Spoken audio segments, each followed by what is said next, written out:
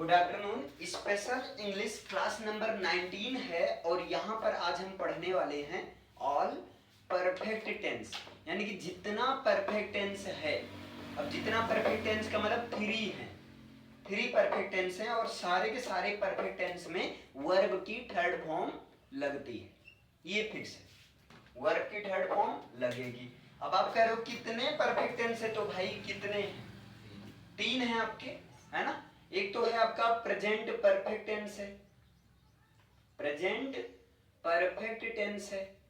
दूसरा क्या है, तो आप कहोगे दूसरा है पास्ट परफेक्ट टेंस। दूसरा क्या है? Past perfect tense. और तीसरा है फ्यूचर परफेक्ट टेंस। तीसरा है आपका है फ्यूचर परफेक्ट टेंस। अब ध्यान दीजिएगा, जैसे 3 परफेक्ट टेंस है और इन तीनों परफेक्ट टेंस में क्या लगता है? वर्ब की थर्ड फॉर्म लगती है। अब क्या होता है भैया, ये जो प्रेजेंट परफेक्ट टेंस है इसकी जो पहचान होती है, जनरली आप लोग के माइंड में सेट होगा, इसकी पहचान होती है चुका है, चुकी है ना। चुका है, चुकी है, ये वाला कॉन्सेप्ट आपका रहता है। या जो है इसी में गया है, गई है, गए हैं, ये वाला कॉन्सेप्ट रहता है। जैसे वह चला गया है, उसने खाना खा लिया है ना, उसे मार दिया गया है। इस तरीके से गया है, गई है, गए हैं, इस तरह का कॉन्सेप्ट आपका रहता है। पास्ट परफेक्ट की बात करेंगे तो आप कहोगे इसमें क्या है? पास्ट में कर दो, था थी थे लगा दो, तो इसकी पहचान क्या हो जाएगी? चुका था, चुकी थी, और हो जाएगा आपका चुके थे। या जो है गया था, गई थी, गए थे, हो जाएगा यही पोर्शन। फ्यूचर में क्या होगा, तो आप कहोगे कुछ नहीं, यहाँ होगा, होगी, होगी लगा दो, यानी कि इसकी पहचान क्या हो जाएगी? चुका होगा, है ना, चुकी होगी, चुका होगा, चुकी होगी, या जो है चुके होंगे, या गया होगा, गई होगी, गए होंगे, है ना, पाया होगा, पाई होगी, पाए होंगे, इस तरीके से रहेगा। लेकिन यहाँ पर एक कंडीशन आती है, ध्यान से समझना। अगर नॉर्मल है कोई कंडीशन, अगर यहीं पर मान लो पहचान आपका ये पहचान ना होकर, अगर यहाँ पर मान लीजिए पहचान आ जाए आपका, पहचान क्या आ जाए? जा चुका है, इस तरह का पहचान आ जाए, जा चुका है ना, जा चुकी है, ऐसा कुछ आ जाए, जा चुका है, जा चुकी है, या जो है जा चुके हैं, या इसी तरीके से आ जाए गया है, गई है, गए हैं। लेकिन यहाँ कंडीशन लग जाए, और कंडीशन ये रहेगी कि जाना की इंग्लिश गो नहीं लिख सकते हैं, जाना की इंग्लिश गो नहीं लिख सकते हैं, और जो डूअर होता है यानी कि काम करने वाला, वो भी क्या रहेगा? अब्सेंट रहेगा। सेम यहाँ पर अगर ऐसा कुछ पहचान मिल जाए कि जा चुका था या चला गया था, है ना, या जो है जा चुकी थी यानी कि चली गई थी, जा चुकी थी, या कहीं पर ऐसे आ जाए जा चुके थे, क्या आ जाए? जा चुके थे, इस तरह की कंडीशन आ जाए। लेकिन यहाँ वही कंडीशन अप्लाई हो जाए, यहाँ पर जाना की इंग्लिश आप गो नहीं लिख सकते हैं, और दूसरा नंबर जो डूअर होगा यानी काम करने वाला होगा, वो भी क्या होगा? अब्सेंट होगा। सेम अगर हम फ्यूचर में बात करें और यहाँ पर एक कंडीशन आ जाए कि जा चुका होगा, कंडीशन क्या आ जाए?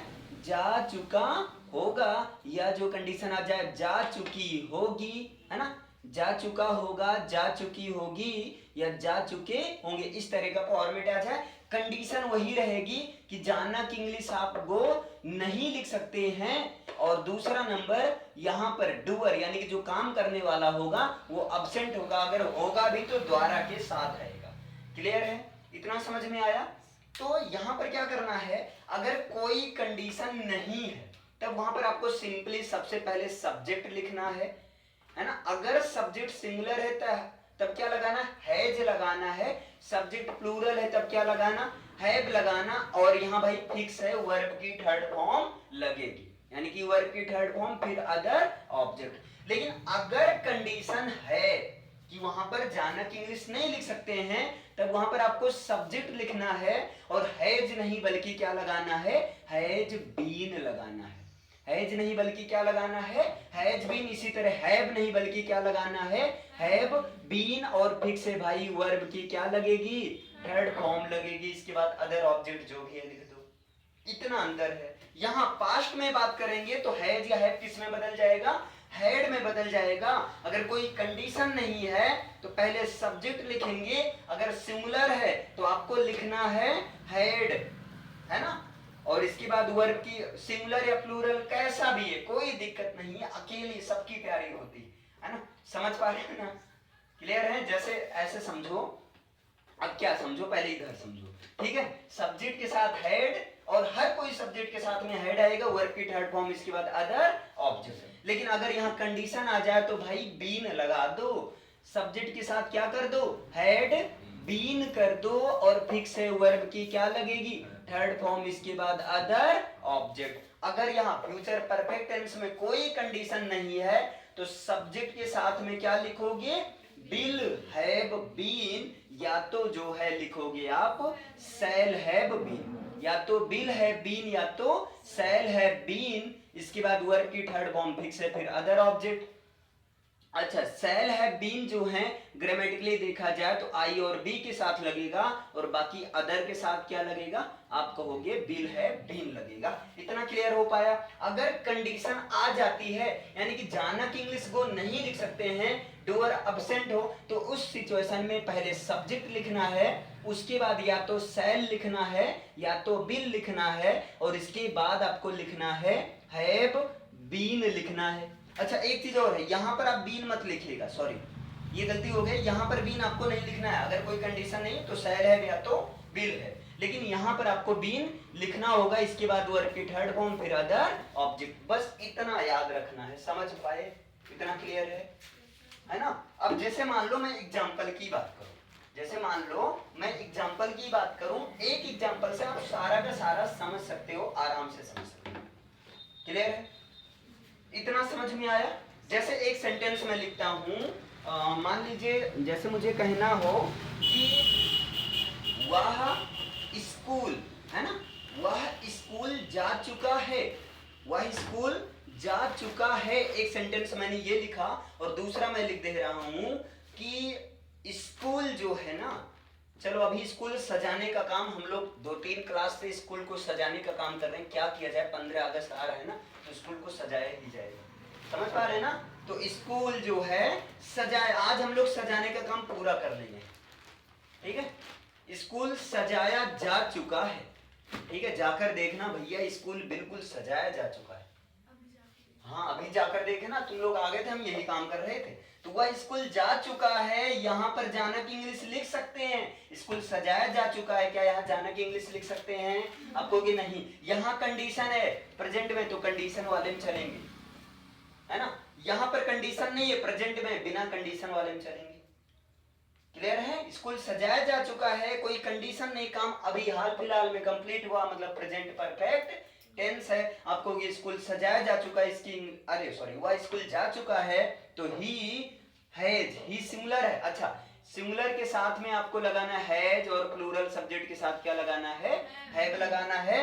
तो ही हैज जाने के लिए गो, बेंट, गॉन, यानी कि गॉन जाने के लिए लगता है टू, तो he has gone to school, वो स्कूल जा चुका है। ये समझ पाए? लेकिन स्कूल सजाया जा चुका है, कंडीशन वाला आ गया, जानक इंग्लिश गो नहीं लिख सकते हैं, कौन सजाया नहीं पता है, डूअर भी एब्सेंट है, मतलब हमें हैज नहीं बल्कि हैज के साथ बीन लगाना है। तो आप कहोगे इसकी इंग्लिश हो जाएगी स्कूल हैज बीन, क्या हो जाएगी, स्कूल हैज बीन, और यहाँ पर डेकोरेट नहीं बल्कि डेकोरेटेड, वर्ब की थर्ड फॉर्म हो गया।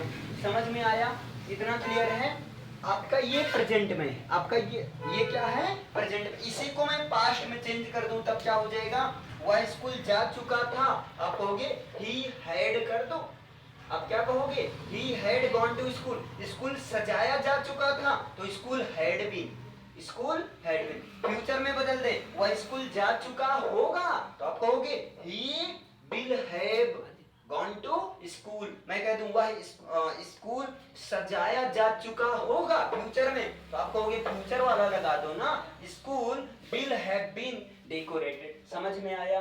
अब एक चीज आपको समझ में आ रहा होगा, देखो जितना परफेक्ट टेंस है ना, सारे परफेक्ट टेंस के एक ये हो गए, एक ये हो गए, एक ये हो गए।